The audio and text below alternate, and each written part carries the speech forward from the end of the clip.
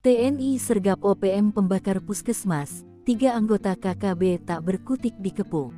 Pasukan gabungan, aparat gabungan TNI Polri dari Satgas Yonif R300 BJW berhasil melumpuhkan gerombolan organisasi Papua Merdeka OPM yang menyerang puskesmas Omukia. Benar, gerombolan OPM berhasil dilumpuhkan dan aparat gabungan TNI Polri juga berhasil mendapatkan senjata api laras panjang jenis Moser milik gerombolan ini, kata Kapendam Letkol In Chandra dalam keterangannya, Senin, tanggal 25 Maret tahun 2024. Kapendam mengatakan TNI Polri berhasil melumpuhkan 3 anggota OPM, sekaligus memperoleh senjata api laras panjang jenis Moser. Penyergapan ini berawal dari adanya informasi dari masyarakat Sabtu 3/2 kepada Satgas Yonif R300 BJW tentang adanya gerombolan OPM yang akan menyerang dan membakar puskesmas Omukia. Pasukan TNI dengan cepat berkoordinasi dengan seluruh aparat TNI Polri di Ilaga Kabupaten Puncak untuk melaksanakan patroli gabungan menuju puskesmas Omukia.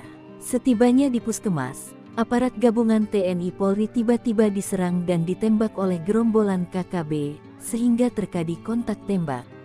Kemudian dilanjutkan pengejaran penyisiran di lokasi ini dan ditemukan 3 orang KKB bernama Warianus Murib, Alianus Murib dan Devius Kogoya dalam kondisi sadar, jelas Kapendam. Lebih lanjut diperoleh keterangan dari salah satu yang tertangkap tersebut yaitu Warianus Murib bahwa senjatanya disembunyikan di daerah Jembatan Putus di Omukia, sehingga aparat TNI Polri melakukan penyisiran dan menemukan 1 senjata jenis Moser beserta barang bukti lainnya. Usai pengejaran ini, ketiga gerombolan KKB dan seluruh barang buktinya dibawa ke pos TNI terdekat. Namun saat dalam perjalanan Warinus Murib berusaha melawan dan merebut senjata, bahkan melarikan diri dengan melompat kendaraan truk.